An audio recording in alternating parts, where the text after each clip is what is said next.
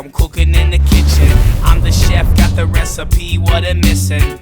So I put it in the kiln for a minute, taking at the rib So just we to are let my mind live. slip. We are going to be talking with Dave Wisniewski today about all sorts of different things, from being a bud tender in the industry to gun rights as a cannabis patient to this legalization that's coming up in Arizona.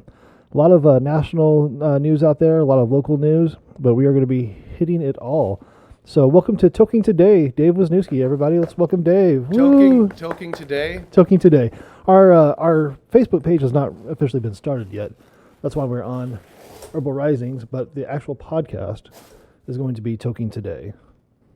All right, I'm going to try to start a watch party. Everybody else, if you're watching this, try to start a watch party. Yes, do a watch party. So that way we know you're watching, and your friends can know you're watching, and you guys can watch together. That would be awesome. Really appreciate you starting a watch party for us today and tuning in. If you have any questions, please hit us up on the Herbal Risings chat or our personal watch parties. We'll try to watch those as well. But we are going to be taking questions live with Dave Wisniewski today. I'll stop saying your last name, stop butchering it. But the Wisniewski. Sometimes people call me Safer Dave. Safer Dave. So are you saying that I could do a watch party as Safer Arizona? I believe you can if you are under that page. I'm seeing Herbal Risings, and I see that I'm commenting as Safer Arizona. Yep. So you could right, and then so when I click watch party, how do I even go back? Yep. Just minimum. It's like, yeah. There we go. Start. It's trying to start it as David. Is there underneath your name there? Can you click down? It says right. No, underneath your name. Underneath my name, newsfeed. Oh, there we go. Yep. There you go. Starting the watch party. Teaching Dave how to use the internet. You know, it's evolving, and I'm an old man. Sometimes. Well, we've already got 16 people tuned into us, Dave. Good. That was All awesome. right. Now that we've got the sharing out of the way, the watch party is started. Welcome to the show. Welcome to the show. Everybody, thank you for tuning in. Well, Dave, I do want to talk about several different topics today. Just for me? But yeah, that is your bag. We are smoking or vaping some ground up Health for Life cannabis. I got their $85 popcorn ounces. They're not sponsoring the show. I just use their cannabis, and I think it's pretty good for $85 for an ounce. And so I appreciate that. What kind of deals you guys got going on at Cave Creek Cannabis?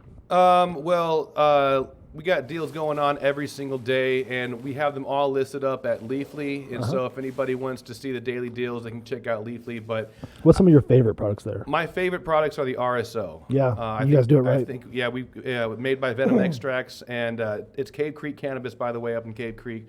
And I would love to talk about prices and stuff, but I just have a hardcore paranoia, and I really don't want to get into that. We don't need to talk prices. We can talk products. Facebook doesn't like that. Yeah. But when it comes to products, my favorite product is the RSO. I do think we have the best deal in the state, and it is strain specific, typically indica. Oh, that's awesome. The only time I've ever seen it has been indica lately. But I definitely feel a difference with RSO, and I typically like to eat the indicas, but I also enjoy eating sativa RSOs.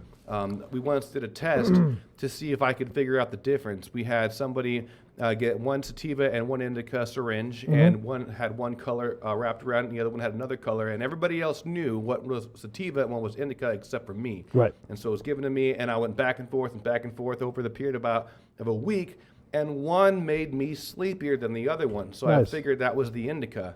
And I guessed correctly. Wow. That was the indica. Did the sativa give you any type of paranoia or any type of anxiety type feelings? Yeah, if I have too much of it, sometimes I get like my mind's racing stuff.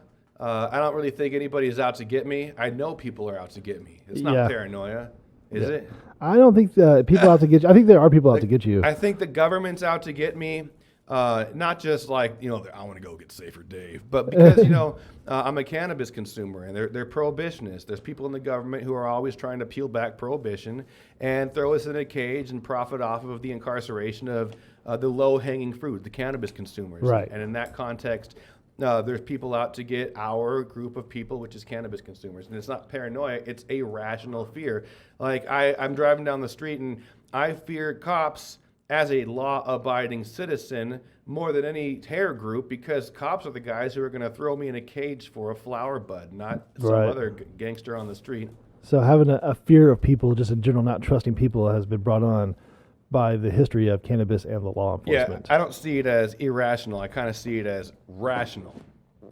But yeah, so I got into bud tending through my activism. I got into activism through loving cannabis as a high school student and going through the system and almost graduating high school as a triple felon. Wow. Trying to get into the military, getting into the military. But you were a triple felon because getting that caught with that bud. Caught bud, paraphernalia, because your joint is 2 felonies. You got the marijuana and the paper around it is the paraphernalia.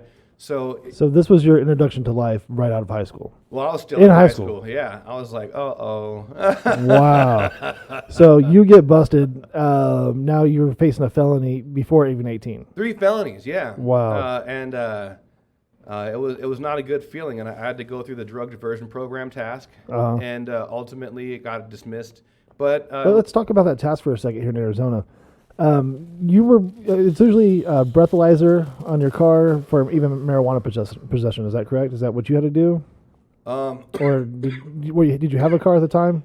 I didn't get a DUI. No, so it was okay. It was just possession. So still with the possession, you have to go through the task program. Yeah, but I didn't have anything to do with my vehicle. Okay.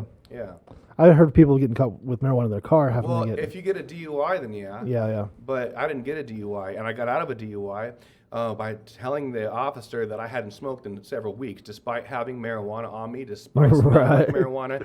They couldn't prove that I was under the influence, although I was. So not admitting not it. impaired. Yeah, not admitting it because they can't prove it. But my buddy, who had left the same party that night I got arrested that time, had admitted he had smoked that day. Wow. And he got the DUI, and he got the interlock. He got the breathalyzer. Wow. So he had to go through that. So you both went through tasks, but he ended up with the interlock, the breathalyzer, et cetera. Right. Because he said I had smoked this morning, even though it was at nighttime, cops like, that's still today. You're getting a DUI. So he didn't have alcohol in his system, though? Nope. It was just marijuana. And he still had to do the breathalyzer. Yep. So that's basically a cash grab for them because you have to pay for that to be in your car. Right? Yeah, it makes no sense. And then also the other one is patients going through tasks and still smoking marijuana because they're patients. Right. Like what the hell's going on with that? So why did you get that makes no sense either. So there are patients going through tasks. There are people getting breathalyzers put in their car that don't drink.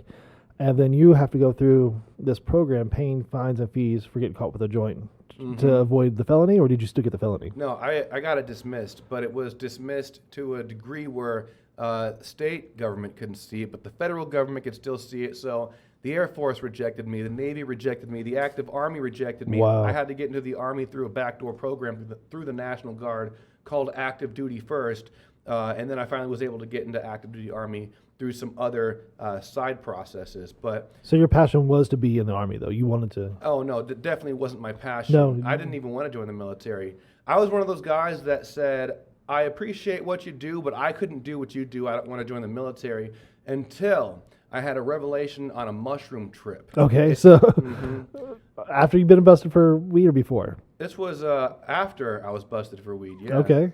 I had like an eighth, and I was wandering in the desert, and I had come to the realization that to kind of catapult my situation, I needed to join the military. Because not so much because I believed in what they were fighting for, was because of the benefits they had to offer. You can end up getting college paid for, your GI Bill.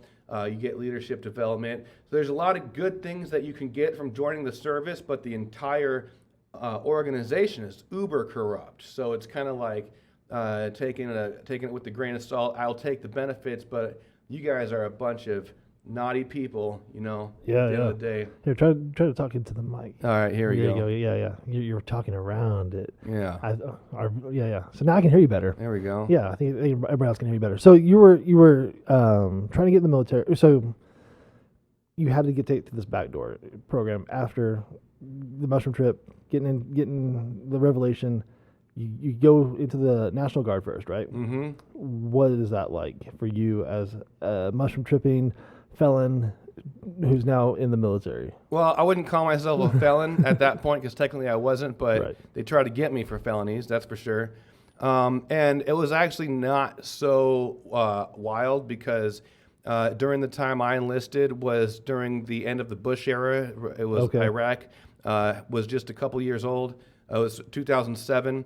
And they were trying to get people into the military, so they had lowered the standards, which now you have a whole bunch of druggies all in the military, and we're all talking about all the drugs we did before we joined the military. So you're in a group of people that are like-minded. They were, a bunch of like-minded people, but they're like, we can't do it now. But then that's why you had like the spice epidemic in 2010 in the military. All these soldiers were having like seizures and dropping down because they were still using drugs, and they wanted to use spice because that was like marijuana, but it wasn't showing up on drug tests like marijuana was. So people were trying to get around the system. But yeah, lots of like-minded people in the Army, and lots of support for marijuana legalization in the Army. It's just you're bound by policy, so people know that they will get in trouble if they do it. Yeah. So instead of illegal drugs, they're finding not illegal drugs that are tend to be worse. Another one is Robotrippin, Robitussin. Sorry, I'm having a little bit of trouble with your mic, Dave. Can we turn it up just a little bit, April? All right, turn me up. Ladies and gentlemen. There we go. Turning me up. Yeah. They called it Robotripping. So you're taking Robitussin to trip out, basically get high. I wasn't taking Robitussin. But this is what the military soldiers young youth were. Yeah, I was a Sergeant E5 at this time. I was told to teach a class on the dangers of robotripping. Okay. And I was researching it, and I'm like looking up the statistics, and I'm like, wait a second. Robitussin's actually safer than alcohol, technically, if you're looking at things as dangerous. So I'm not going to say that, because I'm supposed to say go drink alcohol instead if you want to have a recreational good time.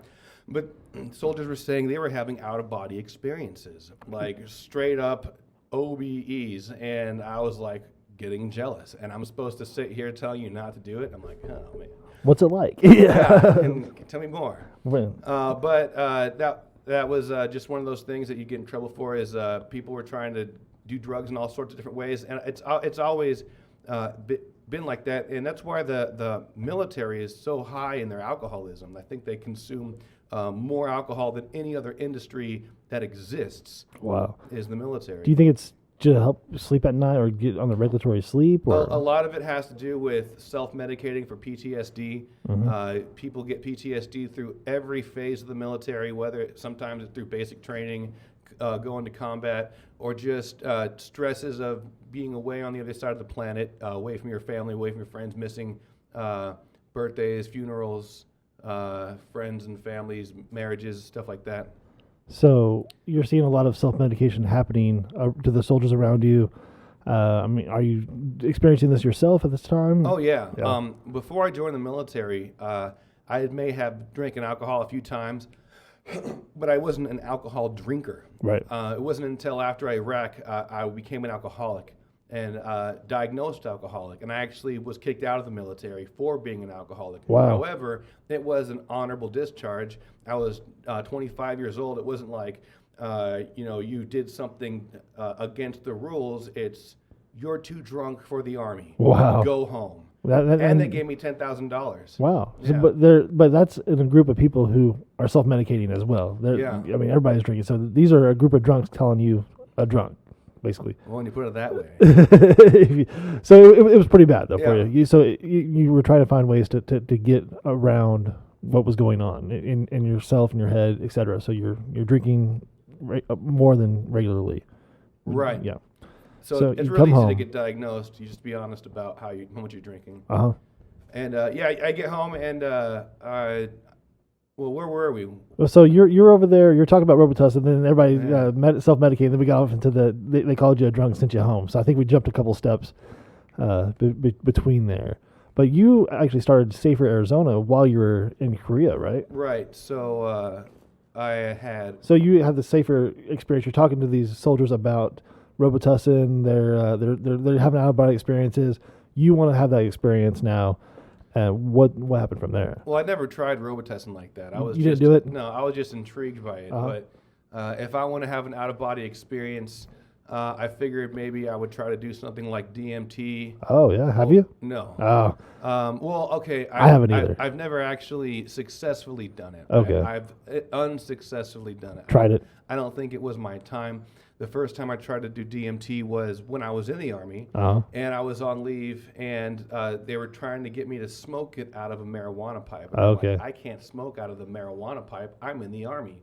The Oh. marijuana will stay in my system. Yeah. DMT might be in and out, but Well, I'll pop you already off have for DMT. marijuana. Yeah. So I put it in the top end of an orange, like an apple, you know. Oh, yeah. And I tried hitting it through the orange, but it got stuck in the orange, and since the orange was wet, it like Just absorbed absorbed it, yeah. The orange probably had an out-of-body experience. Am I an orange? I am a person. That orange just snapped into consciousness. That's interesting. Wow. Yeah, something to think about. So the orange is tripping. Yeah, and I tried it again, but the same kind of concept happened. It just failed. Oh no, I tried making ayahuasca. Let me ask you this real quick. An orange is like the wettest thing to ever smoke out of. Are apples not available in Korea? Oh, I was on leave. Okay. So this was in the United States. This was here even. You could have got an apple for sure. Look, Just to start. Okay, go. when the tensions are high, you look around for the things you have right next to you. You're not like thinking about going to Walmart. Right. But maybe I should have. But I also tried to make ayahuasca in the Army. A buddy of mine ordered all the ingredients off the internet, brewed it. I had an apartment at the time because I had a lot of money, so I'm like, screw living in the barracks. I'm getting an apartment. Wow.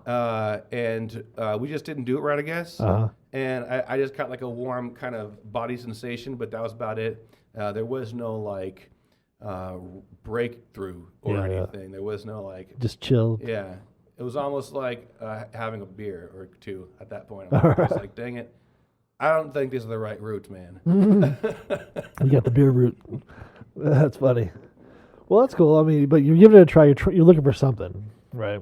So you start Safer Arizona while you're in Korea? Right. So to kind of get myself radicalized, I had to be told to be the enforcer. Uh-huh. I was told to, because at this point, when I'm in the Army, you know, I'd been arrested. I'd researched cannabis prohibition. I was schooled on it.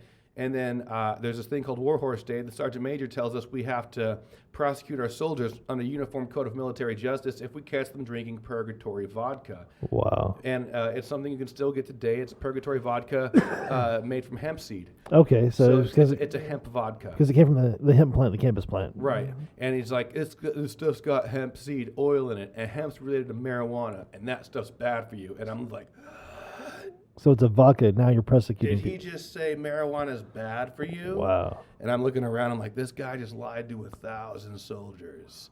Like, straight up propaganda. I start getting red, and I'm like, I'm going to call this guy out. But I'm like, no, wait, this guy like way outranks me. I'm going to get in a lot of trouble. Right. This has to be strategic, man. So I decided to call my buddy up from Washington, Jared Alloway, who started Safer Shirts. This making these T-shirts was his idea. Uh-huh. And he helped me start Safer Arizona, which was getting those T-shirts into Arizona. Initially, it was just I was giving out these T-shirts for free. I'd say, hey, take a picture of yourself. I'll send you wearing this. I'll send you this T-shirt. Take a picture of yourself wearing it. All I want to do is put it on my Facebook page, and you get a free cool T-shirt. And it started to catch on because people liked free T-shirts.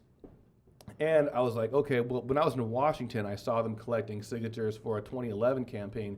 Maybe there's something going on in Arizona that my T-shirt wearing following now can start doing. So I contacted Normal, and they introduced me to Dennis Bulkey in 2013, and he was about to launch an initiative to legalize cannabis for the 2014 election ballot. We teamed up, called the whole campaign Safer Arizona. What year was that one? That was 2013, 2014 election cycle. Okay.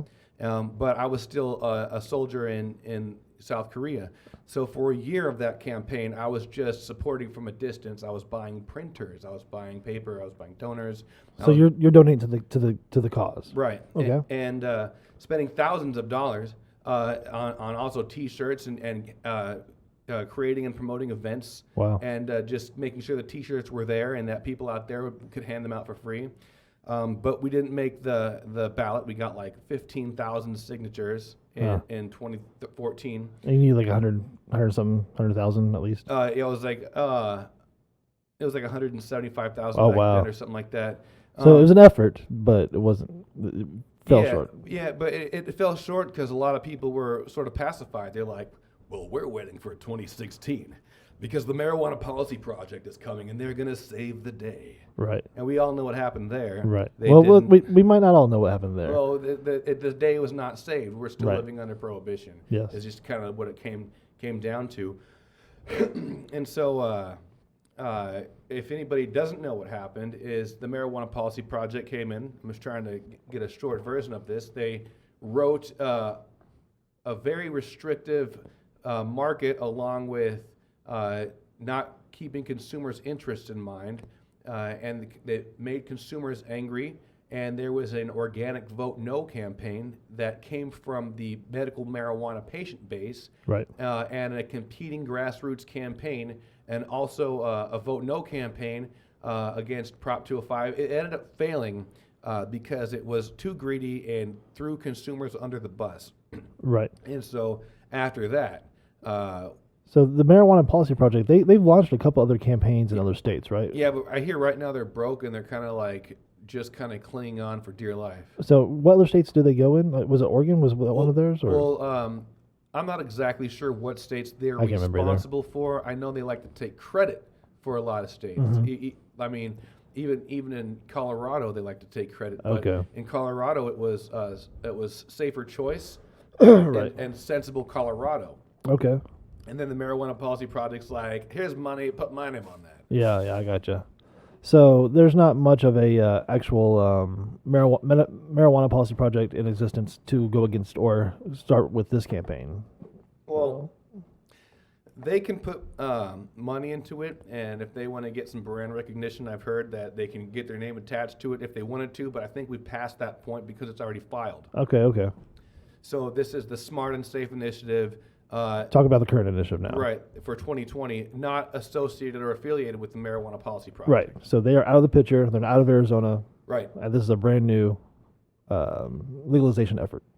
This time around, yes. Okay. And so we tried to do something in 2018 after 2016 failed, grassroots only. We got 75,000 signatures. Right.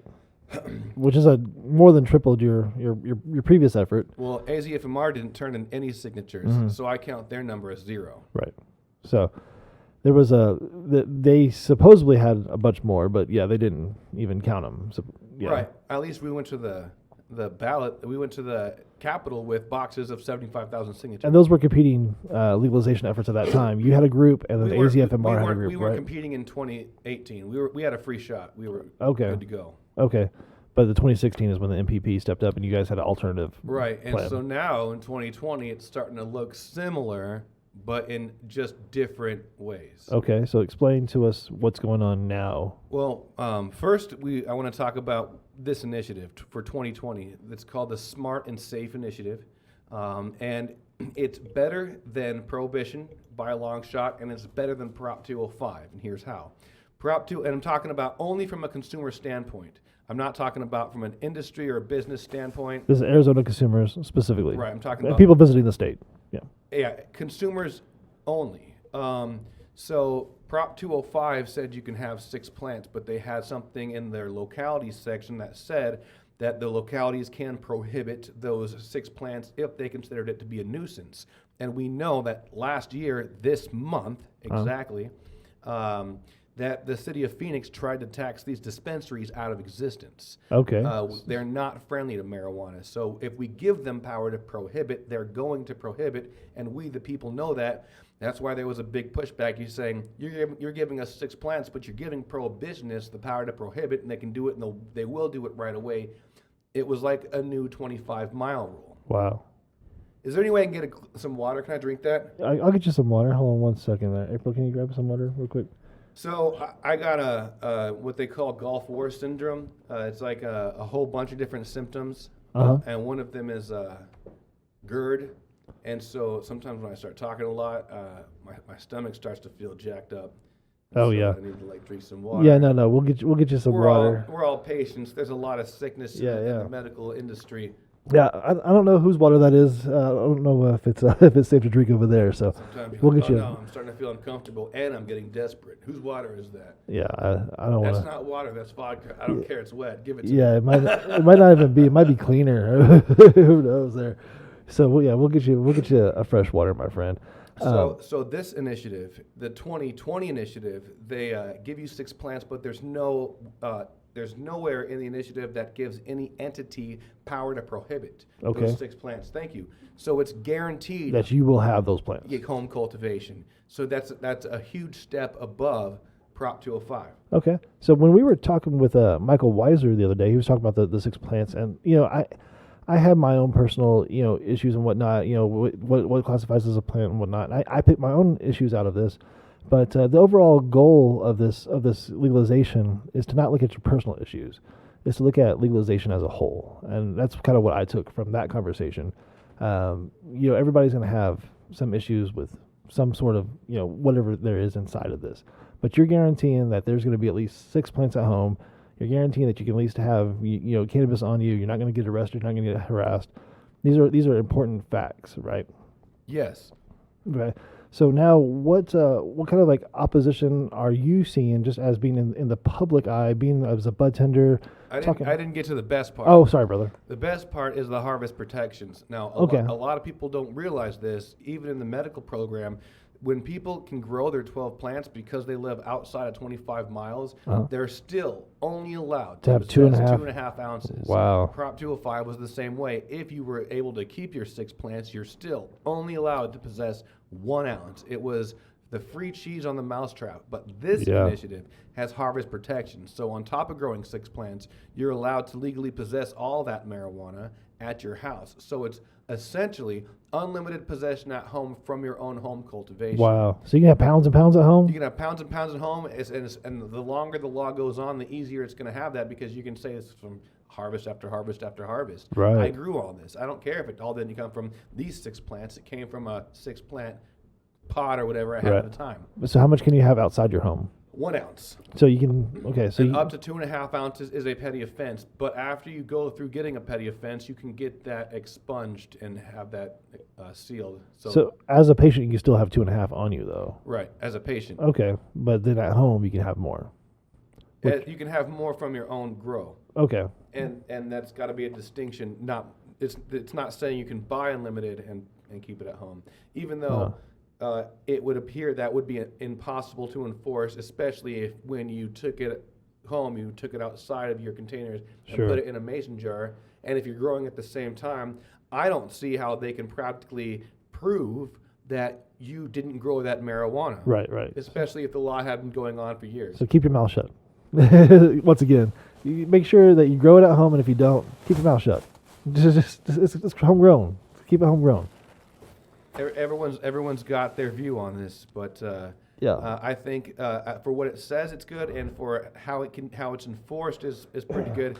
The only things that I don't like, there's a lot I don't like, but I wish they had a bigger tier system after your 6 plants. After 6 plants, it's still a felony. That's crazy. If you go over 12 plants per 2 people, it's a felony. But Prop 205, 5 grams of concentrates was legal, 5.1 was a felony. Here, it's up to 12.5 grams is a petty offense. So there's another tier. That's another win for us. Okay. Now, when you're talking concentrates, are they including edibles in those 5 grams, or how they talking about that, or do you know?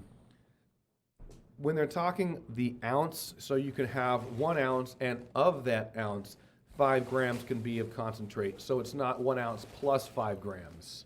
So 28 grams, 5 of them concentrate. So 23 grams of flour, 5 grams concentrate. Exactly. And I'm not sure how that's going to end up translating into edibles. Okay. Unless, maybe I can. So. Are edibles defined in the law right now?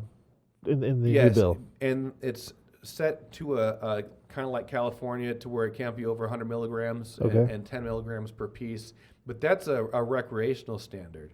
This also doesn't affect the medical patient's rights, and so they've got they don't have that restriction to only be able to buy those things. Now, will a dispensary just stop doing the 2,000 milligram brownies because a wreck happened. I hope not. They might, but they could still sell it to patients. Have you had a 2,000 milligram brownie? No, I've had the 1,000. I had a third of the 1,000. I feel like I was drunk on tequila. Like, It took me 3 days to eat it. Yeah, I got anxious the last day, and I took too much.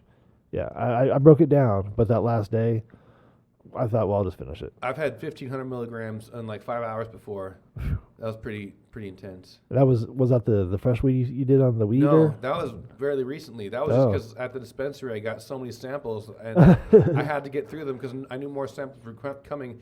So sometimes it's the perks of a bud tender. It's a good problem to have, depending on the dispensary you're working at.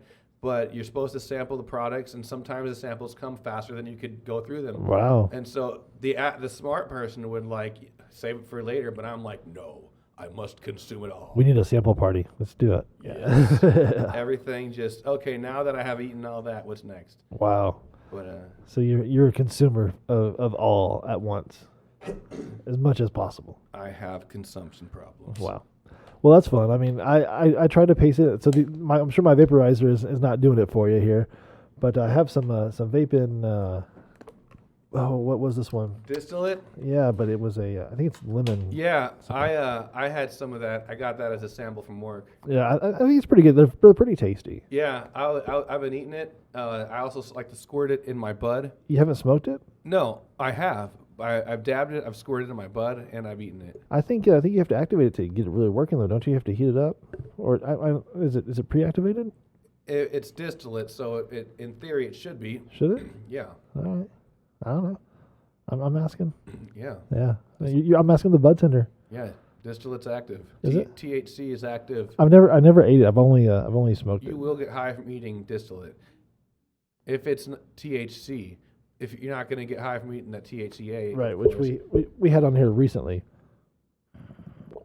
Yeah, that's active. There we go. Now it's active. Yeah, now we're good. Yeah. The THCA crystals were pretty good though. We had those with Allison Stein came on the show, and we smoked some of those, and then Michael from Herbswith he had some. No, I don't think he had my no, it was Miguel. He had my. Miguel, my CBD manager, he had my THCA crystals, and he choked pretty hard with this thing. The Puffco, it hits like a champ, as you can see with Dave here. The hot and the sweatiness is not a camera effect. This is real. I have weak baby lungs. Don't use me as a standard of like. These are not real. He is turning red. This is not a camera effect, people.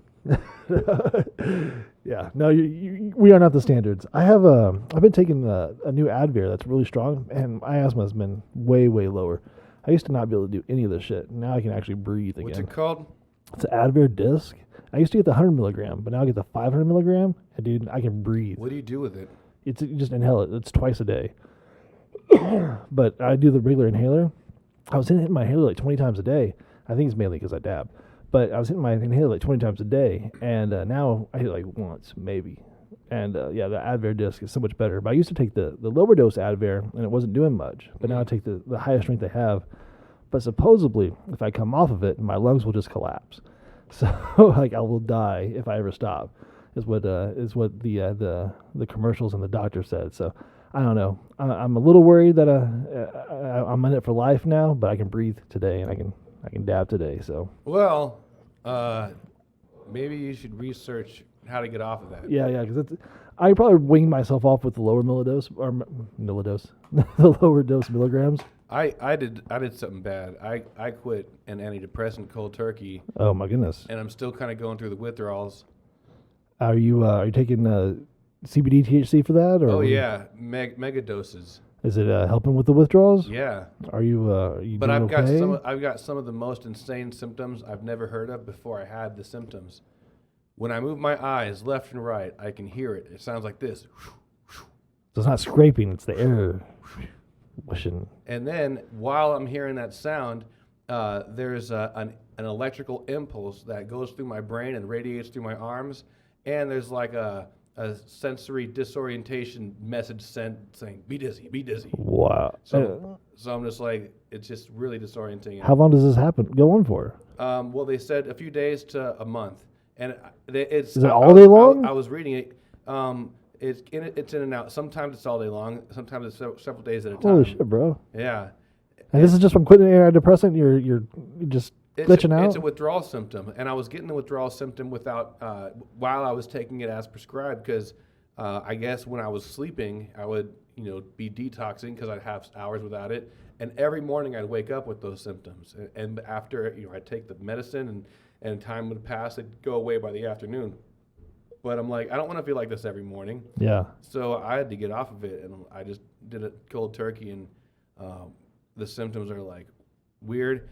And I read that it can send some people to the hospital, which I'm like, oh crap. Well, I'm already 5 days in. I'm just gonna kind of power through it. But what about like your discs? Like, what's gonna happen if you just quit cold turkey? Yeah. Like, how can you? It says don't do that. Yeah. So just because I've survived this many days doesn't mean that it's a good idea. Yeah, man. My symptoms have been quite substantial. Well, yeah. Have you talked to a doctor since you stopped using it? No, it's the VA, and so like my next appointment's not till the end of the month.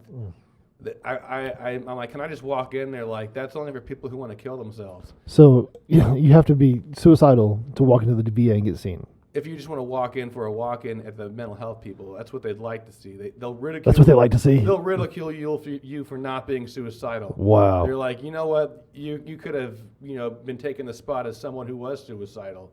Jesus Christ. Oh, damn. So should I be suicidal now when I come in to get more attention? So my medicine's killing me, but if I don't want to kill me, you don't want to see me. But if something else is killing me, then we'll talk about it later. This is I've heard the worst VA in the nation, the Phoenix Fuck, VA. dude, that's crazy. So I'm glad I'm kind of young because like I've got I think a fighting chance, but I've already fired my primary healthcare provider.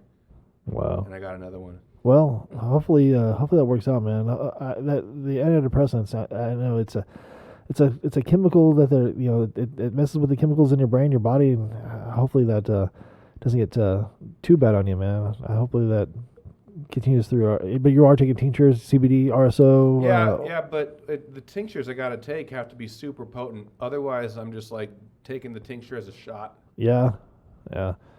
I think that might be your consumption issues, man. I mean, we should try some lower. I might just give you like some shots, just like some individual doses. So you can take the whole thing, because I would like to see you. I will donate my body to cannabis find science. your dose, man. But yeah, because I don't want you to have to get too much, because CBD is like a vitamin. You take too much, you're just gonna pee out what you don't use. So hopefully, I don't want to test your pee, but see how much CBD is in there. What else is in there? No, I'm just kidding, man. But we'll figure it out, man. We'll get some kind of dosing going, because I think, we definitely don't want you to shorten out, especially on the drive home from out here. Yeah, well, I made it out here. Yeah. I think I'll be good.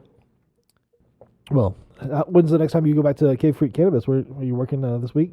I work right now Saturday, Sunday, and Wednesdays, and that kind of is a good segue to the next topic I wanted to really get on, because it's been brought up so many times, and until I've had this recent understanding, now I realize everybody seems to have a completely backwards viewpoint on cannabis and guns. Here, hold on. Before we get to that, we got a question on our Facebook chat here.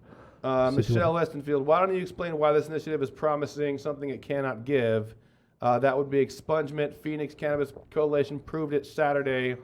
Arizona does not have an expungement, and if this initiative does not create it, even if it passes, it'll be deemed unconstitutional. So I don't know about all that. That's going to have to be something that Tom Dean can explain. But they're talking about expungement itself. Right. So that comes down to kind of legal answers. So these are people already in jail is what she's concerned about. Right. So what this new initiative has, or what she's saying it has but doesn't actually have, is expungement. Okay. So if you got caught with an ounce, or actually they've changed it to up to 2.5 ounces, or 6 plants or less, you should be able to get that expunged and taken off your record. Okay.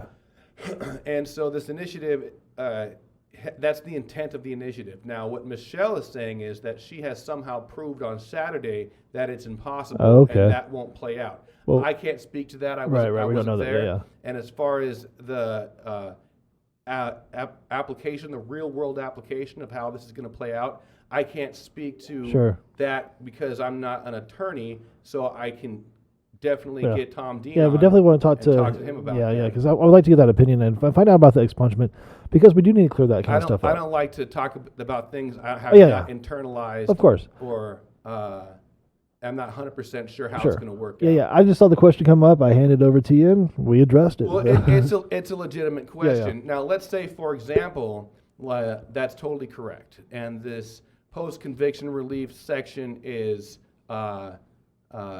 defunct, so to speak. I'm still voting yes, and I'm still going to keep pushing for more expungement in the future. So I still think without a functional expungement, it's a first down. It's definitely not a Hail Mary touchdown pass, but I think this initiative is definitely a first down, and I'm voting yes on it. Okay. So, But we were going to get into cannabis and guns. cannabis and guns. Yeah, yeah. I had a patient come in at Cave Creek Cannabis saying that we are not going to see him again because he's not renewing his card. And he's not renewing his card, he says, because he's going to get firearms and he doesn't want to get in trouble. And the reality is not having your card puts you at risk Way more. of getting in trouble. Yeah, because now you definitely have a felony because you have the cannabis and the guns together. So regardless if you have a gun with your medical card, you still have cannabis and a gun together. Right. So you do have gun rights already under the medical marijuana program, even though it doesn't say it. It doesn't have to say it because you already have the rights to own a gun, and you're not illegally using a controlled substance Right. under the Arizona Medical Marijuana Act. And the misconduct with a firearm is if you have it in the vicinity of an illegally possessed controlled substance, Right. which you're not doing with your card. Because you have the authorization to own that substance. Right. So what this 2020 initiative is going to do is give every adult 21 and over gun rights and marijuana rights. Oh, wow. For at least if you have your ounce or less of your 6 plants. So you're federally protected. Oh, no. That's not federally. We're talking state. Okay. Federally, marijuana is illegal. So you're still going to have a gun issue no matter what because You're going to have a marijuana issue no matter what. yeah, because yeah. But the chances of getting caught with marijuana and being prosecuted as a medical marijuana patient is slim to none. It doesn't happen. Right. We don't see the feds going after patients. And we're not going to see the feds going after, and we don't see the feds going after people with guns and marijuana when they're following their state marijuana laws. Right. Typically, if it's something the feds are going to be involved with, it's going to be huge, large-scale Right. operations. You're trafficking. You're doing bigger scales than just personal use. Right. So if you, for example, if 2020 passes, you'll be able to grow your 6 plants. You'll be able to have a shotgun right there next to your 6 plants. That'll be totally legal. Right. If you're 21 and over. But if you go over your ounce or go over your 2 ounces, I think it'll probably be 2.5 ounces because that's when it falls off of Patient. the law and goes into the criminal code. So you go over your 6 plants or 2.5 ounces, then you can get in trouble still misconduct with a firearm. But for the average person, you say you're driving around with an eighth or an ounce and you have your gun in your car, you're not going to get in trouble. But today you will. If you don't have a card, you will. Yeah, of course. And patients aren't going to get in trouble who get pulled over with The same thing. their allotted amount and a firearm. Right. So without actually saying it, this law does give gun rights to marijuana consumers as long as they're not following the law, which I think is cool. Yeah. And it's something I think resonates with a lot of Arizonans and can put a lot of minds to rest. But until then, if you use marijuana and you do not have a medical marijuana card and you are holding a firearm, at that point you are actually at risk of getting in trouble by the state police because that's the controlled substance. Yeah. That makes sense. So yeah, thanks for clearing that up. So the guns and cannabis, as long as you have your card, you're following the law. You're not going to get harassed or you're not on a list. They're not going to come looking for your guns and your cannabis together. You are on a list of the medical marijuana program, but the federal government can't use that list legally to go after you to go and get marijuana. It's like a HIPAA violation. It's a medical list. Sure. So you're on a government list, but it's not that kind of government list where they're like, I don't want to be on a list. That's not the kind of list, right? It's not that kind of list. And regardless, if you're using marijuana with a gun, you're at the risk. You're fearing. Sure. So if you're gonna have guns, don't do marijuana unless you get your card. That's the bottom line. Get your medical marijuana card right now. Yeah, I'd say get your card, and now it lasts for 2 years, so everything's gravy. Yeah, get your medical marijuana card. It's good for 2 years. Have prices changed at the doctors prescribing this? Do you know? No, so it's the same price. It's just lasting 2 years. So effectively, the patient is saving money. Wow. So it's half price basically now. Mm-hmm. Wow. That's good that the clinics did not raise their prices. Yeah, and it's not just patient cards. You got, I think, caregiver cards, 2 years, DA agent cards. Oh, agent cards went up 2 years too, huh? Right. Oh, well, that's cool. Yeah, so everything that was connected to that 1 year has been doubled. Wow, that's really good. And then the testing is supposed to start November 2020. So what kind of enforcement is going to be done with that testing? Do you know? I'm not totally sure. I haven't really been satisfied with any sort of enforcement that the Department of Health Services has. Right. Now, that's a good thing and a bad thing, because I don't want to see people getting in trouble, but I do want to see quality control and safety standards improving. Definitely. And especially, you know what I'd really like to see is all the original trichomes on a bud. Yeah. No more machine trimmed and no more. Yeah. Selling it back to us as keef. Mhm. Yeah. It'd be good to not see broken trichomes. Trichomes sold separately. Yeah. It's like a build your own kit. Yeah. The moon rocks are we're just gluing it back together. That's all it is. Took it apart and put it back together. Yeah. $40. We put the model together for you. That is funny. Yeah, man. So are you seeing a lot of broken trichomes come through a lot of these new grows? Or it's not really like it's like industry wide. When we're looking at these pictures of buds still growing, and they have all these beautiful trichomes, screaming toward the sky, and then even the buds that come from that, you can see that in their photo shoots, their photo ops. They want to make them look glamorous. Right. So you see the big, nice crystal hairs coming off with the crystal ball on top. That's the trichome. That's what we're talking about here. And then by the time you end up getting bud at most dispensaries, they're either like misshapen, half missing, Or lucky to have them at all. or Yeah. don't have them at all, or the only ones that are left are the smallest ones. Yeah. So it's it's kind of interesting to see how commercialization has done that. Where do you think that's coming from? You think that's the machine trimming? Do you I think that's an inevitability. I think it's like path of least resistance, maybe, of profit. So you think that they're cutting out the hands, touching the meds, and just throwing it into a big tumble trimmer is what's knocking off the trichomes, or do you think they're just packaging it? I think through enough packaging and handling, a lot of trichomes are going to end up falling off anyways. So maybe they just want to get them all the way in the beginning and retain them so they can profit off of them and not have them, just disintegrate along the way. Right. Like the tail of a comet. Yeah. Unfortunately, that's the case, and that's when we first started the dispensaries here in Arizona, it was like $20 a gram, and now it's like $8 a gram. But you're not getting all your gram anymore. Before it was hand trimmed, it was small grows. It was, it was loved, it was touched. It came in a jar, like this to the dispensary. Now it comes in a vacuum sealed bag that's been touched and crushed and. Yeah, I definitely see the differences in the handling. Well, that's why home grow is going to be so great, because people are going to be able to get to that point again. A lot of people aren't going to grow that way at first, but I think with enough practice, anybody will get the skill down, and if you read books and figure it out. Yeah. I mean, that's the good thing. I think once home grow comes to Arizona, we'll have some experts come on herbal risings and definitely do some grow classes. We've been avoiding the grow classes in Arizona just because. You can't grow. I don't want to give out that information to. Well, I want this to pass, but right now in the industry, drama is brewing. It is brewing, and it looks like there may be a stalemate, a vote no campaign, a gridlock for 2020. What do you see their points? What do you see their major issues coming up? So there's a group out there now. Just to clarify, this 2020 initiative is the Smart and Safe Arizona Act, not to be confused with Safer Arizona. Smart and Safe Arizona Act. Yeah, some people say Smart and Safer Arizona. No. That's because you have impacted the community so deeply. I know, and I kind of feel like they chose that name on purpose just to kind of, well, yeah, I like Safer Arizona. You use some of that popularity, yeah. Well, in any case, Smart and Safe, they've already filed, and from what I understand, they've already started collecting signatures, and they're getting thousands a day already. Oh, wow. Yeah.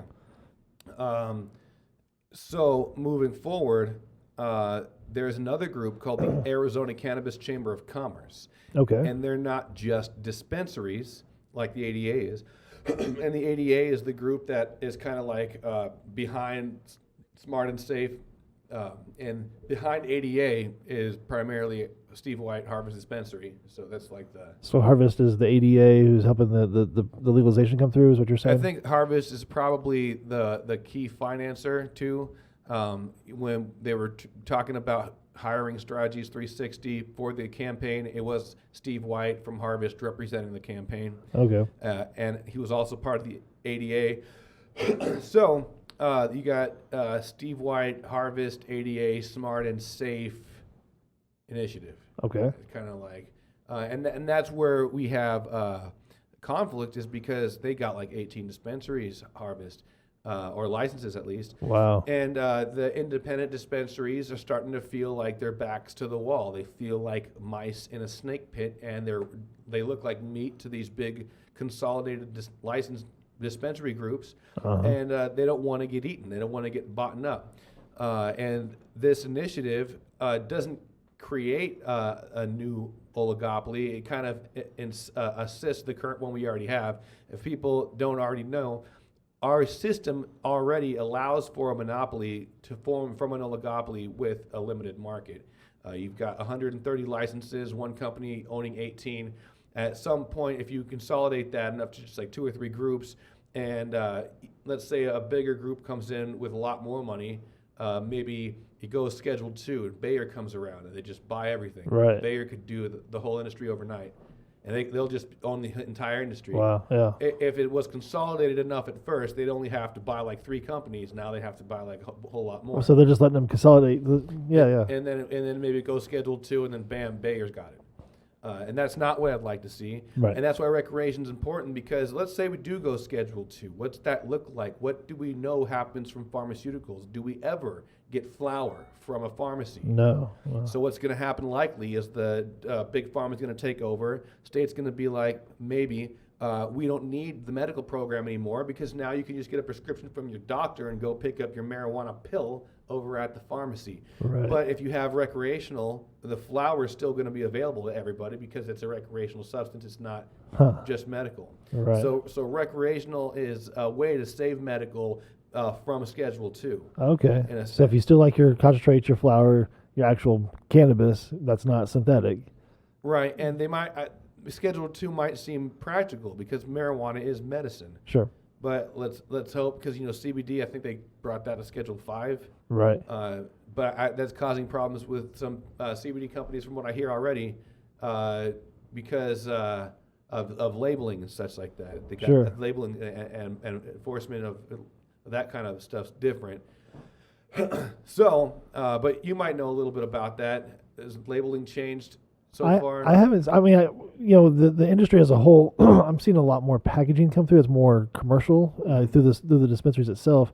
We see a lot of new brands coming out, and the brands that are coming out, they're not labeling. So we on the dispensary level, we see a lot of independent people coming up with CBD products. Mm-hmm.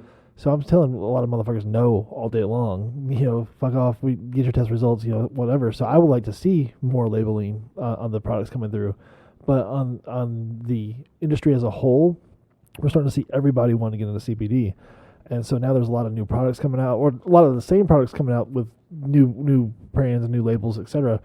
And it's going to be a consumer mess for a while.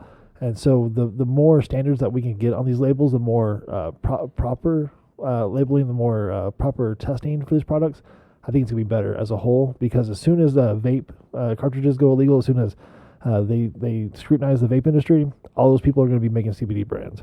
And all those bad vape cartridges and stuff are going to be starting to flow over to the CBD side, and it's going to be a nightmare. Well, that's interesting on the CBD side of things. But to continue on, this Arizona Cannabis Chamber of Commerce is not just dispensaries. Right. It's also got Dash Digital Cash.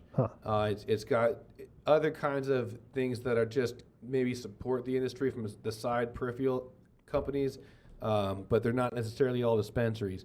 And they've come out opposing the Smart and Safe initiative, and I went to their launch party. Was this last Saturday? Yeah. Yeah, it was. I think it was Saturday. Talking about the Arizona no, Cannabis. It was a Saturday because I was working on a Saturday. It was Chamber of Commerce, though, right? Yeah, I think it was whatever. It was the other week. Yeah. And I liked what they were saying about the fact that the market is real limited and they need to open it up. But I didn't hear them ever once mention consumer interest, which kind of struck me as odd. Huh. Because we have money people arguing over money people, and without mentioning consumers makes me kind of feel like that's not even a consideration if you don't mention them. Why would I think you're considering them if you don't even talk about them? Sure. And that's going to be what's going to allow you to pass your law or not. We know that from 2016 that if you make consumers angry, they're not going to vote for you to make your money. So this initiative, I think, does more to make consumers happy. Not all consumers, but I think it does a lot more. And we're not seeing a strong, structured, organized vote no coming from consumers like we saw from 2016. We have a couple of angry groups, but nothing to the extent of 2016. Okay. But this this Chamber of Commerce, since they're a bunch of companies, they're funded, so they can pay for what they are lacking in people, and so they've made demands, and if these demands are not met, they have pledged to present alternative language via either a ballot initiative or a referendum, which is something the legislature puts up, but it's still something voted on, and it can still split the vote all the same.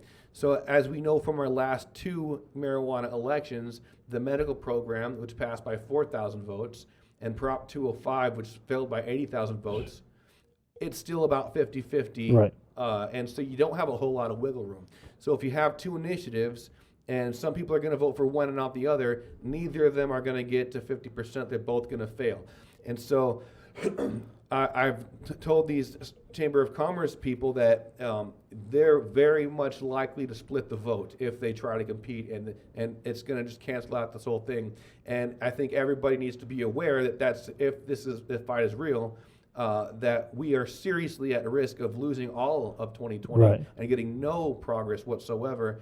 And if this group, the Arizona Cannabis Chamber of Commerce, is not pledging to immediately run the same thing that they're trying to push, if it's good enough for consumers to like it, if they're not promising to push that immediately for 2022, it will appear as if that is strictly a torpedo obstructionist group that has no interest other than to destroy the initiative and keep things the same.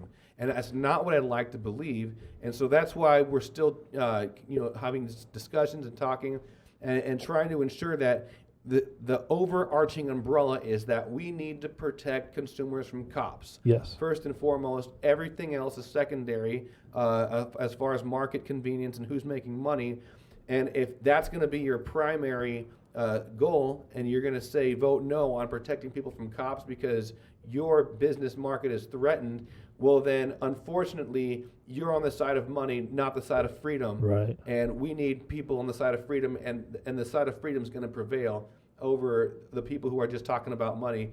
And I think this initiative is gonna pass. Okay. Because it does have more consumer interests, but it still falls short in a lot of areas. It's definitely not something we need to settle on. It's definitely something we need to work on improving immediately, wasting no time.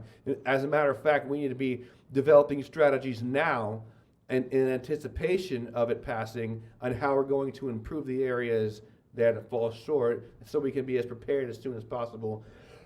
But it's definitely better than our current prohibition. It's definitely better than Prop 205 as far as consumers. And then if we vote no, well, who's going to run the next initiative? Right. Nobody's given up a promise. I'm the only guy that I know of talking about drafting something for 2022 or 2024, and I've been saying that for over a year. I was saying we needed to focus on 2022 a year ago. Because that's the big election anyway. Well, it's not the big election. election. I mean, it's the not big. So it's the midterm. It's the focused one. You can focus. But now I'm thinking about 2024 because I'm grassroots. I don't have all the money and resources these industries do.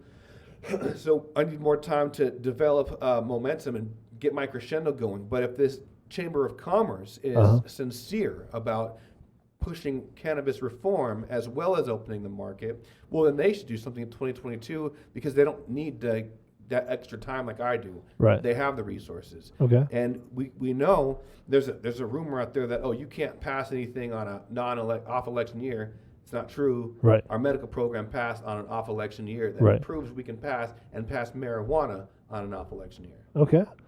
All right. So, I mean, off election aside, what do you see the biggest part of getting people to vote for legalization in general in Arizona? I know we have about 50% of the people voting no. How do we sway another 10% of those people to say yes? Well, I guess the ones who are going to be swayed are the ones who are sitting on the fence and could go either way. I believe the thing to focus on is the impact on arrests and realizing that while we're sitting here arguing about how many licenses there are, what the tax rate is, who gets a license. Well, right now there's people getting beat up by the cops. There's parents getting torn away from their kids. Right. Kids being torn away from their parents, being thrown in cages. People serving ridiculous sentences, even up to 20 years for small amounts if they have priors. For example, if you have priors and you get caught with a joint, you can do several years. And even though you've had priors, you're not actually going to jail for those priors. You already served your time. You're going to jail for several years because you got caught with that small amount of marijuana. You just happen to have priors. But that small amount of marijuana is what's putting you in prison for all these years now. Yeah. So that's all going on while people are arguing out over money, and that's unacceptable to me. Yeah, I agree. I think the first thing we need to do if we have a chance to get a significant bite taken out of prohibition is take it. I don't believe Prop 205 was that significant bite. I think smart and safe Arizona is that significant bite. It's not a Hail Mary touchdown, but it's definitely a first down. Nice. I agree. And that's a good first step. That's a great point to stop arresting the people today. And that's the bottom line is every day there's people getting arrested for marijuana. There's every day there's people getting raided for marijuana. And the weird thing is over the last 3 years, according to Forbes, yeah, arrests have gone up the last 3 years in a row nationwide. When that's the craziest thing is more states have become more legal now, and now nationwide, those states that don't have it are being bitches. And one of the things we were told we were paranoid about was if this passes, arrests are going to go up. Well, how? And then now we're seeing the last 3 years in a row these horrible legalization initiatives passing and arrests now going up. Yeah. 3 years consecutively while more and more legalize. How is that happening? Because we have a crazy system that's designed to tax you at black market prices and throw you in jail simultaneously if you break the law. And they have all these limits well within consumer activity. That's why I think the limits need to all be brought up. I think 2.5 ounces is just not enough to carry around or buy at one time. Sure. I mean, that's what, April and I, we don't like to go to the dispensaries more than once, a month or once every couple of weeks. And, stand in line waiting for your meds, it sucks. So we go on a good day when we just buy it all at once.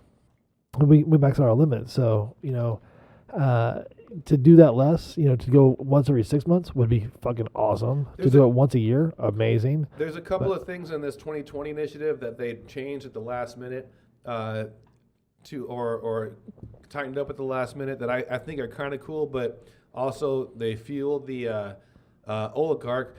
Basically, they're allowing deliveries, and they've added 26 more licenses available. So instead of just having 130, it's like a 158 or something like that.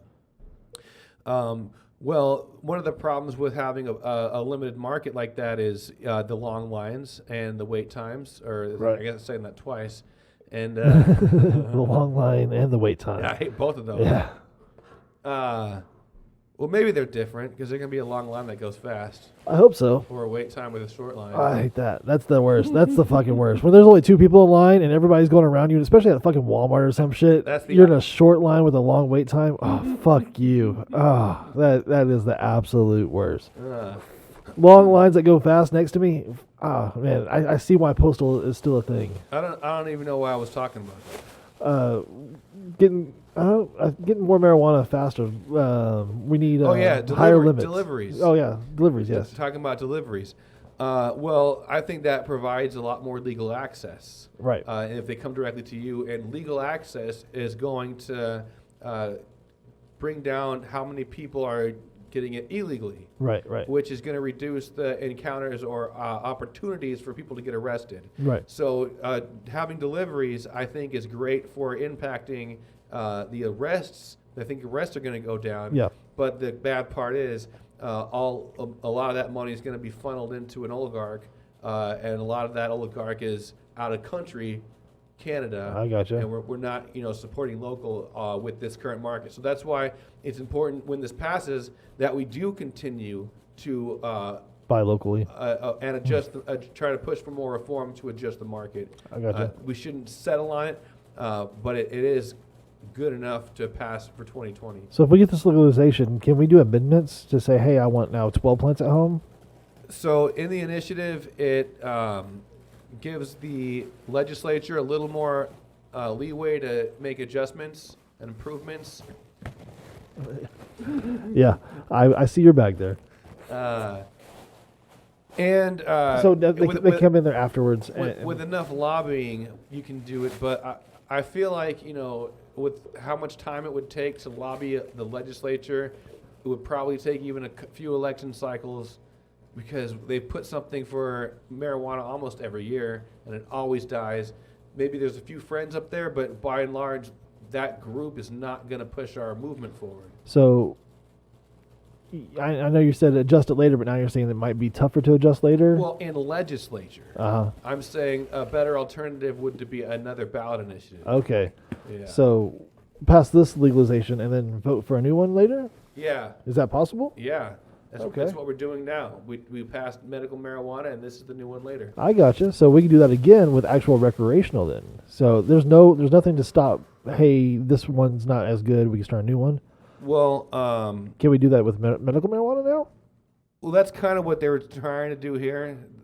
Okay. In their eyes, this is kind of an expansion of the medical program. Okay. Seeing as how they're not adding more locations, everyone's still just going to the same dispensaries. Right. Well, there's going to be 130 new licenses, right, that are recreationally available? They're going to get absorbed by the current industry. You think that no consumers can come in and get a license? You don't think there's no small time guys going to be able to? Maybe a couple of those licenses.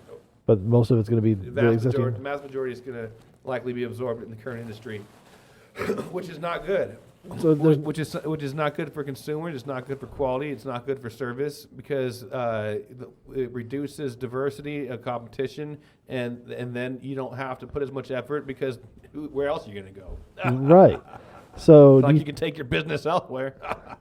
Well, so you still think it's a good idea for the current dispensaries to get more of that oligopoly? They have it whether this passes or not. Voting no is not going to take it away. Right. But voting no will take away opportunity for us to grow 6 plants and keep unlimited from our own 6 plants at our house. But voting no is not going to stop the monopoly or oligopoly that's happening. It's already like that. So they're going to get bigger no matter what. I'm not saying I approve. I don't approve. I think we need to have many more. I am for a totally free market, like honey. Sure. Or like dandelions or whatever, grass in the front yard. That's the way I feel. But there should be some honey home delivery. Yeah, honey home delivery. Okay, sorry. Sidetrack, side business. Everybody knows now. Yeah, we just put out that idea to these 15 viewers currently. Yeah. No, we do need to see more legalization. Definitely, people stop getting arrested for this stuff. And if we can improve it, that's great. If not, then at least we have something, is what the bottom line. Yeah, something that's effectively going to do a decent job. And I want to make the distinction. I don't believe Prop 205 would have done nearly as good of a job as protecting people as this 2020 initiative does. So the last vote yes that you were running, you think this one's even a better vote yes then? So you were yes for 205, yes? I was neutral on 205. No. I told people to vote how they please, but I was running an initiative for 2018. I didn't vote yes or no. I left it blank. Okay. Interesting. But this one is definitely a yes for you. Yes, Yes. definitely. I am definitely voting yes on Smart and Safe in 2020, and I believe it should pass. I don't believe we should settle on it. I believe we should keep pushing forward for more reform. Right on, brother. Okay. Well, that's a good on the Arizona initiative. I do know that there's going to be some other people coming on. I know PCC wanted to come and talk about their initiative. That's what we talked about too. I would like to get everybody, to talk about it, but I don't want to make it just so focused on local issues too. I want to talk, nationally cannabis, as well, and national, entertainment. Well, this is going to definitely help nationally because, like I said, if this becomes Schedule 2, we can easily see dispensaries going away, but they'll be maintained with the recreational aspect. So definitely keep the national out of our state with the bear coming in and taking over our current issues. Yeah, I don't want my marijuana to be pill formed by bear. Keep that flower on Getting hand. seizures because my marijuana pills give me seizures. Yeah, that'd be terrible. I think Marinol gives people seizures. Yeah. Huh. I did One of hear the something side like that. Yeah. That's that terrible synthetic marijuana. Yeah. Does one of the side effects that marijuana takes away. Yeah, crazy.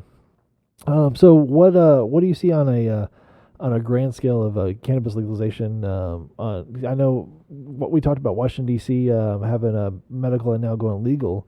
Do you see them doing a social experiment there locally and then expanding that, or do you think it's going to go state by state by state? It's going to go state by state by state. I don't believe the federal government's going to legalize it. I believe at best they're going to say all the states can do what they want, and we're not going to stop you. We're not going to intervene as long as you are following your state law. You're following federal law. But if your state has prohibition, you still have prohibition under federal law. Right. is the way I could see the federal government doing it, and unfortunately that would probably you'd have to just pass a new law to make banking work because they're just not going to allow it like normally. So if I'm traveling from Arizona to Nevada as both recreational, if they both pass, would I be able to cross that state line with cannabis, you think? I think you can get in trouble on the border. On the border would be a federal issue? Yeah, anywhere on federal land, I think you could still get in trouble. That's interesting. Yeah, it's good to know. I know that airplanes are allowing medical from one medical state to another medical state. I don't know if they're doing recreational yet, but they're not really looking for cannabis, I've been told by TSA several times. But they're actually looking for more dangerous stuff. But it's up to the local laws. So you can have your bud in your pocket and TSA? Yeah, they don't care. I've been hiding it up my ass this whole time. Oh man, you can have it. I kind of want to wear it in a bag outside of my clothes. Well, I don't know if I would go that far because I know there are federal cops there, but I think they report you to the state level on the TSA. If it's up to them locally what to do, and usually it's a medical state or a recreational state you should be flying to. And even if the federal government legalized, we still have our state prohibition, so we'd still have to legalize in Arizona, even if the feds legalized. And some people just wait for the feds to do it. It doesn't matter. We still have to do it on a state level. We still have a law in Arizona that says it's a felony, despite what that says. Because you got to remember, federally, marijuana is not a felony. It's a misdemeanor. Arizona's that's not harsh enough. Let's hurt them. Let's make it a felony. So we made it worse on a state level. Yeah. Wow. That's crazy. And so that's the same concept. Is if the federal government legalized it, we still call it a felony. We can still make it worse on a state level, wow. which the law still has. So vote yes, get it off felony status, stop fucking with our citizens, and just start there. Yeah, that's my stance. A lot of people in our community don't have that same stance, but I really feel like at the end of the day, we need to focus on protecting people from the cops. And if this does a good enough job for now, they should vote yes, because there's going to be no real option rather than just to split the vote and say no progress for the next 2-4 years. Right. So don't sit back and wait for the feds to do it. Get out there and vote now is the bottom line. Some people are upset because the 16% tax. Just keep your medical card. You won't have to pay that tax. But at least you have the recreational status outside of the taxes. Right. Yeah. So use your medical card if you want to save the taxes. Get the recreational if you don't want to pay for your medical card. Some people are voting no just because the money from taxes funds community colleges, and community colleges have typically been unfriendly to medical marijuana patients. What? And I'm like, that's what's holding you back? Because colleges are mean? people are getting arrested out there, man. People are getting The beat up and cops are thrown in mean. cages. Yeah. Yeah, fuck. cops are mean. God. At least I'd rather take getting expelled than getting arrested. Did you have any issues with you went to community college, right? Yeah, and I wore my safer shirt every day, and that's why I thought it was weird because they give out Phoenix New Times on their colleges, Right. which is like an advertisement for dispensaries. Right. Like quite literally, well, they're not making the transaction, but they're selling it by having the sales pitch on campus. Yeah. So I could argue you're unfriendly, but you're selling it Yeah. You're definitely advertising it. indirectly. Yeah. Wow, that's crazy. So you wore your safer shirt. You didn't see any backlash though. Huh? Nobody really. No. No, they didn't make you do drug tests or anything to stay in college. No. Keep your scholarship for. But maybe it's just because I'm like, I will argue them down. They know who you are. And make them feel very uncomfortable. Yeah. I know that feeling. Right on, Dave. Well, that's cool, brother. Well, I think we covered a lot. Is there anything else you want to throw into there? Well, I'm just going to say vote yes 2020, but don't let this be the last thing that passes. Keep pushing for further reform. It's not a Hail Mary touchdown, but it is a first down. Definitely. And you can have your cannabis in your gun. You're not on a federal watch list. You're on a protection list. Yeah. You're on the federal protection list by having your medical marijuana card. Not really federal, state protection list by having your medical marijuana card. I want to see a recreational store called Cannabis and Guns, a marijuana and firearms selling superstore. Which license do you think will do that? Who would be the first? You. I don't have a license. I can't get one. I would like to. I can't afford that shit. I gotta do CBD and guns. No. A hemp and firearms selling There we go. superstore. Hemp arms. Hemp ammo. Arms of hemp. Hemp and ammo. Hemp and ammo, You yeah. have pot leaves all over the guns, like Yeah. custom guns that are decked out like weed. People say, yeah, can you imagine how much that would fucking cost? They don't want to pay too much for weed stuff as it is. Now you want to put a gun on it too. So now you got an AR-15 price with weed on it. With weed all over. Yeah. So Yeah.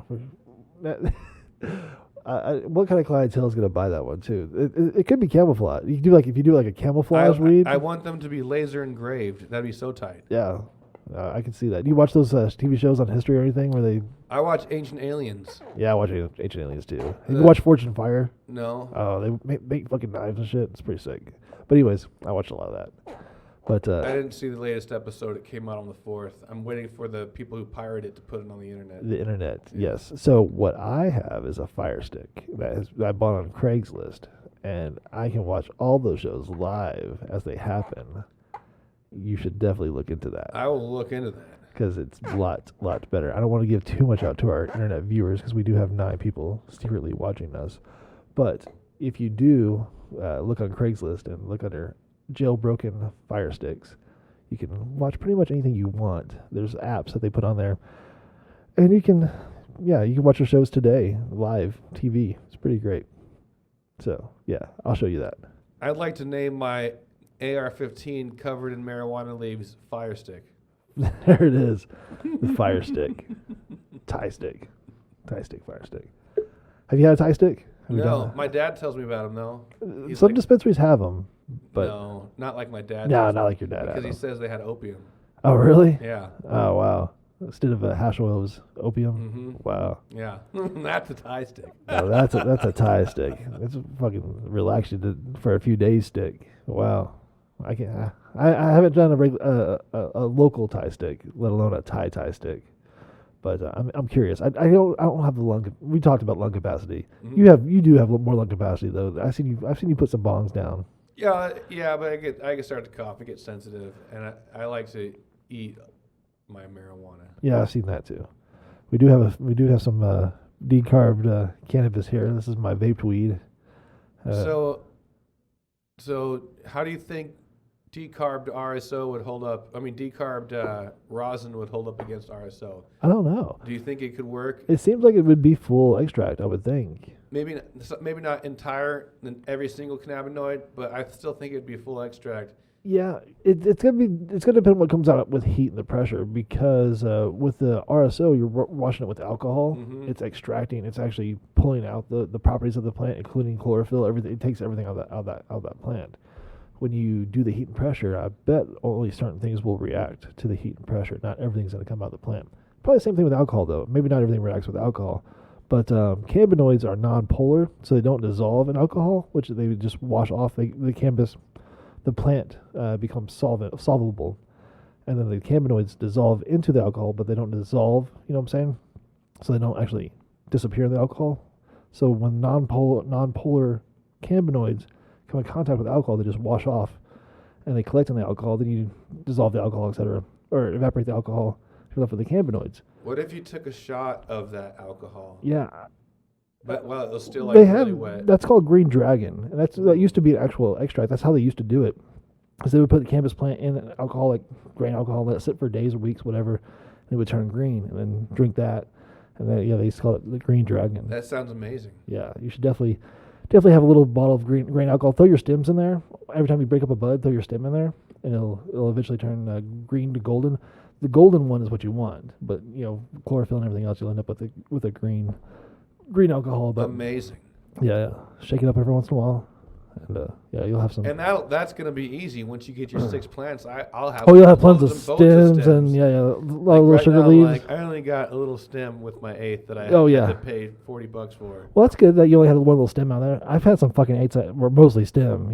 That big bud that's like a tree in the middle, fucking trunk. You had to take a chainsaw to grind it up with. But I like these popcorn buds because they're already small. You can smoke the whole thing. Yeah. So, I don't know. I don't like stems in my weed, no matter where it comes from. They rip holes in your joints. Yeah. You do joint still? Yeah, I try to consume it. I don't think there's ways I don't consume, except for those depositories. I haven't done that either. I have not voluntarily. I have snorted CBD. Oh yeah, how was that? It was pretty cool. It was like Clarity. I got a scent of Clarity. I've seen a couple guys actually do it in the dispensary. How we have the dabs or whatever. Mm-hmm. They didn't want to vape it. They just took it straight into their bloodstream that way. I don't think it's the most recommended way, but whatever. It might be beneficial. Yeah, I see it going into your bloodstream just like anything other concentrate like that would. They would do that way, but I don't recommend that. But it did work for you. You got a moment of clarity from it. Mm-hmm. Did you have a drip in the back of your throat from it? Did you taste it? I cannot confirm nor deny these accusations. Yeah. Or questions. Did it run down? Next topic. Yeah. So I'm curious about that. So snorting CBD, if you've done it, chime in and let us know what the experience was like for you. But definitely dab your CBD. I would recommend these little Puffcos. I'm not sponsored by Puffco, but I would like to be. So if you would sponsor me, Puffco, I want more. These are awesome. I want a Puffco too. Yeah, Puffco, sponsor us. Yeah, they're great. If you get one, I want to get one for my mom. Like $300, but they're awesome. But the charge doesn't last very long, or I smoke too much. One of the two. Probably smoke too much. Yeah, I have a backup one. I've never found a cartridge that I didn't suck down in a day. Really? Yeah. Oh wow, that's crazy. Most cartridges two weeks to a month is what I see. But I don't smoke it every day, all day. Yeah, because you got all this other stuff to Yeah. to fill the time with. One cartridge is all you do. Like if you only had that cartridge. Yeah, it'd be gone in a day. Yeah, I can see that. Yeah, I agree. Yeah, this is my vaporized weed. This. When did I give you that last one? I gave you some that you consumed last time. You ate. That was back in April, right? I don't remember. This is since then. Oh. Yeah. Cool. So yeah, I gave you everything I had before, and I think you said you chowed that motherfucker down and went to sleep for a few days. Oh yeah, I cooked it, or I was already cooked. Yeah, so I know that means there's something left in there. Oh, yeah. So I want to find out what's left in this jar here. We're gonna alcohol extract that while we can. Oh but, yeah. Well, you can still do it because you're card holder. Right on. So we should do that. Yeah. I want to hold a contest though. What do you think? How many ounces do you think is in there? So since April. 15. So I did 5 recently, and it was from here to there. Mm. So I would say at least a pound is in there. Mm. So that's like 16. But I would think even more, considering I smoke 2.5 every 2 weeks since April. So if anybody's cheating out there, if we hold the contest, remember this episode. But yeah, anyways, vape your weed. less carcinogens, a lot of leftovers. But yeah, Interesting. home use. Definitely more than 2.5 ounces. But yeah, non-usable. That's what I would think. Yeah, but you used it. Um, You were my user of that. there's no weight limit on non-usable material. Tom's looking for a case to make it law. Tom Dean, attorney for cannabis. Attornibus. For cannabis. Because you're allowed as a patient to possess all parts of the genus cannabis. Right. You're allowed to possess 2.5 ounces of usable material. Right. So what usable material is the dried cured flower,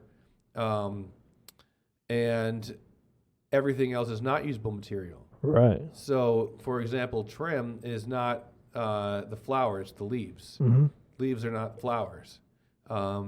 They took that definition from another state that actually had the definition say leaves and flowers, but they took out leaves in the Arizona Medical Marijuana Act. So leaves are not usable. Leaves are not usable material. Wow. Only the flower is. So if we make concentrates from the leaves and the stems. The idea is that you should be able to possess unlimited concentrate derived from non-usable material. Wow. So we have to label bud derived and not bud derived. Well, if it works out that way, right now that's not the status quo. The status quo is they're counting all concentrate as usable material, whether it came from trim or flower. Well, it's definitely usable. I mean, I don't know. That's what I was thinking. There's got to be some kind of usable material out of here. It's not what you think. It's how the law interprets it. Yeah. Because just remember, according to the law, marijuana and cannabis are not the same thing. Yeah. Huh. According to the law, they are not the same. But according to me, I'll take either. Yeah. All right, brother. Well, I think we've hit some pretty good topics. We've been doing this for a good solid hour and a half. All right. So that's a good little podcast. I would like to get up to the 3-hour mark, but I don't think I'm ready for that just yet. You need to have the alcohol bar over here. Well, yeah, I think we should definitely have and brandy. Have a little bit and of the a scotch. Yeah. We need a wet bar. Mm-hmm. Yeah. So cannabis wet bar with lights coming underneath, so there's a glow from all the bottles. I did buy some lights for these for the bottom light. I bought them at Spirit. One of them worked, and it didn't work very well. The other one did not work at all. So $25 lights from Spirit did not work. But I'm looking at those DJ lights from like Guitar Center, type like 4 lights to shine up, make it a little bit more spooky. But I do have the fog machine ready to go, so we can spook up the element even a little bit more. Get the fog. I dig it. Yeah, so make it a full club atmosphere for your alcohol and your party and your lights. Yeah. Yeah. I'm halfway there. I'm getting there. But anyways, Dave, thank you for coming on, brother. I appreciate you. Thank you. Yeah, man. Dave Wisniewski, everybody. Chato, we are Toking today. Thank you very much for tuning in. Bye now.